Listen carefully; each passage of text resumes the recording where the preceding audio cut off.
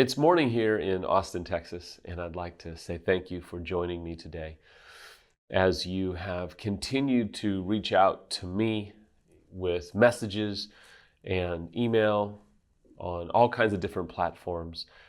We appreciate so much your prayers, your love, your support as we walk through this chapter. And when you walk through difficult chapters, ultimately, there are several things that you want. And if you are walking through a difficult chapter after infidelity or addiction or any significant crisis, you're looking for a few things, I would gather. Healing, peace of mind, personal restoration, or relational restoration. You can look for clarity. You can look for understanding. Ultimately, what I have found from reading, studying, and walking through my own crises, what we really want is transformation. We don't want just healing. We don't want just our peace of mind back. But we want this agony to be transformed into healing and joy. Sometimes we want things to make sense, and they don't make sense. And we have a choice. We can either transmit our pain and our hurt, our agony that I mentioned earlier. We can transmit the struggle, the self-hatred, the pain that completely envelops us, or we can transform it. We can do the work that we need to do. We can get the help that we need to get. We can go through the gritty, gut-wrenching, difficult process and actually experience a transformation, both personally and possibly even maritally. I will be honest with you. It is not easy. It is not simple. It is not just going to be effortless. It is not just going to fall into place, regardless of how many memes you might read or little comfy sayings or little platitudes that say, oh, if it's meant to be, it's meant to be, and it should all just fall into place magically. I'm sorry, transformation doesn't happen that way. What I'm going to offer you today is 4 stages to personal transformation that will apply to both the unfaithful and the betrayed spouse or partner. It will help you understand that there are actual pathways that we go through on the way to true transformation. But if you don't get the right help, if you don't make the right choices, and if you don't go through these specific pathways, I don't think you'll get to where you so desperately want to get. I don't think you'll experience the healing that you so desperately want.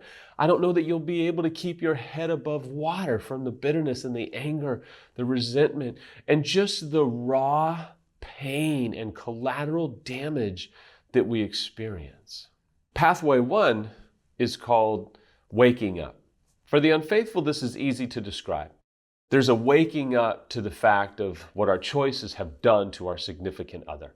It's a waking up to, wait a minute, I didn't think I was going to get caught, or I didn't think it would come out this way, or look at what my choices have done, and I'm having to sober up to reality.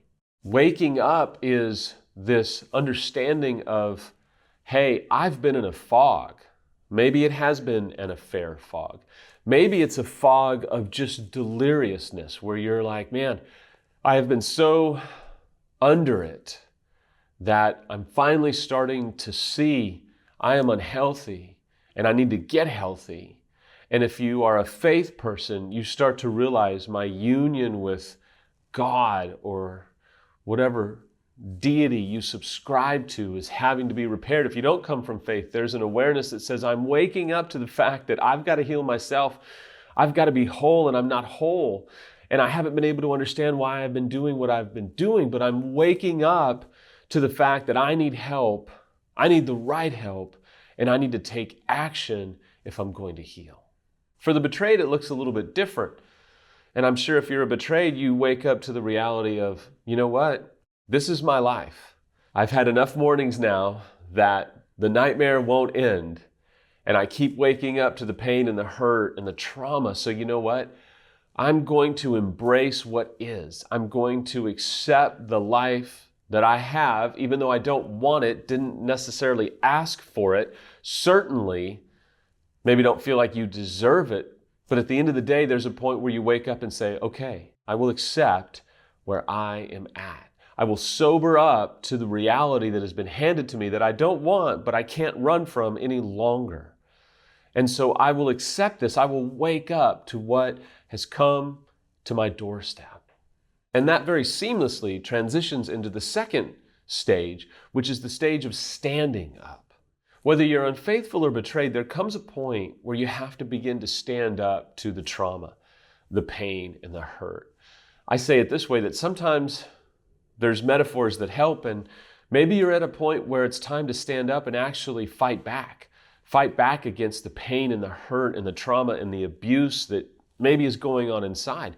Maybe it's time to fight back against the depression. Maybe it's time to fight back against just the pure chaos. And fighting back looks different for everybody. Sometimes it's medication. Sometimes it's getting the right help. Sometimes it's being a little bit selfish and taking care of yourself and prioritizing your own healing. But there came a time for me where I realized I had to stand up and fight back against the hopelessness, the despair, the self-pity, the self-hatred. It was time for me to stand up and do the work that I needed to do, because healing was not going to be effortless. It was not just going to be a plug and go mentality. If you're betrayed, there comes a point where maybe you have to stand up to the reality that your significant other won't end the affair, and maybe it's time for you to draw a line. Maybe it's time for you to say, listen, I need to get help. We're not just going to keep focusing on you, the unfaithful. We're going to focus on me. It's time that I get help, and it's time that I'm prioritized in this relationship. It could also be, if you're betrayed, that you start to stand up and enforce boundaries that are non-negotiable in your relationship, because without boundaries, where's the protection? Essentially, standing up, whether you're unfaithful or betrayed, is being willing to hold your ground and say, okay, if this is where I have to fight, if this is the hill that I die on, I'm going to stand up.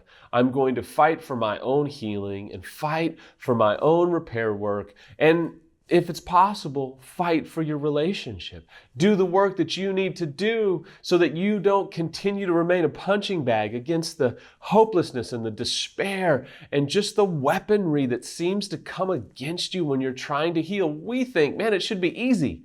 I'm trying to heal. Why is it so hard? Man, it's so hard because you're confronting dark issues. You're doing heavy lifting. You are going to war with the things that may have even jailed or encapsulated your previous family members. You are trying to do something new and bring about healing and bring about change, and you're trying to face your shame the way that maybe other family members haven't. And so you're deciding, you know what? I'm going to stand up. This is going to stop with me, or I'm going to be the one that gets the healing that I need to get. The next phase, and it's a little bit different than what you might expect, the next phase is actually growing up. Because I think there is a maturation process that happens in us when we begin to realize healing is my responsibility. Nobody can do it for me.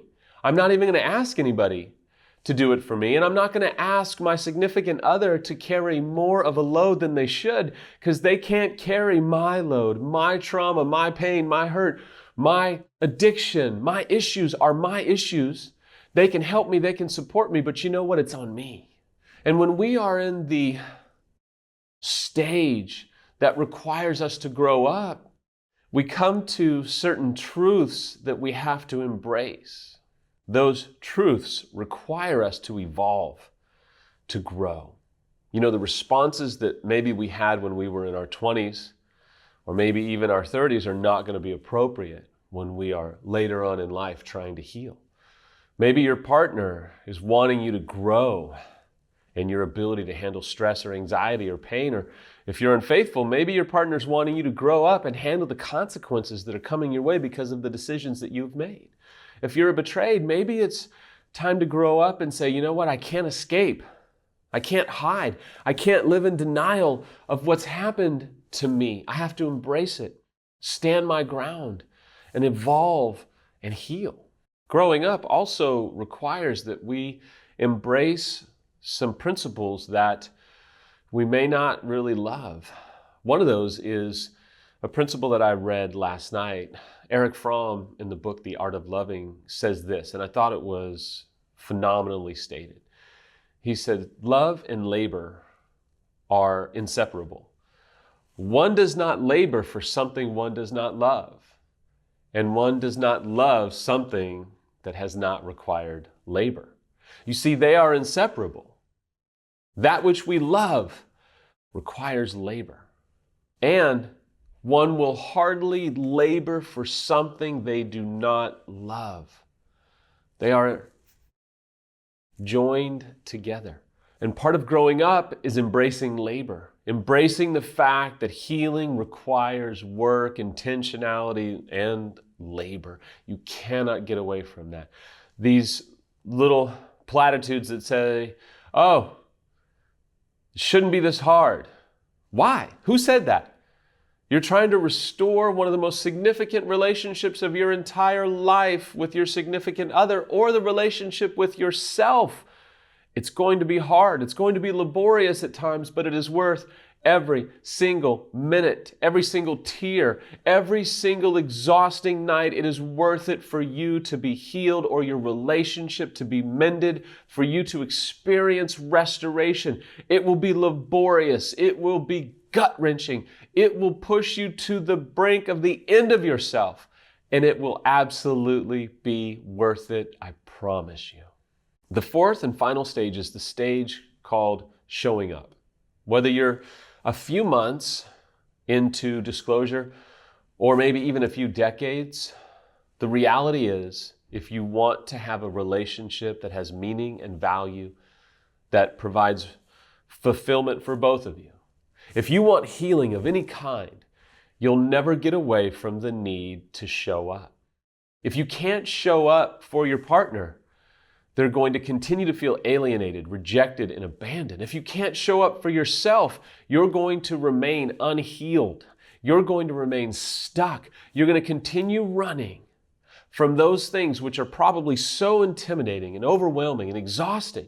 But you have to do the work to show up, because if you don't show up, you miss every opportunity that could be there for healing, that could be there for restoration, that could be there for meaning and value, that could be there that changes the trajectory of your entire healing. If you can't show up, you have no opportunities at those moments. You have no shot to be able to heal, to make sense out of it, because you're not showing up. I'm not trying to oversimplify things where it's like, well, I'm here. Shouldn't you be happy that I'm here? That's not showing up.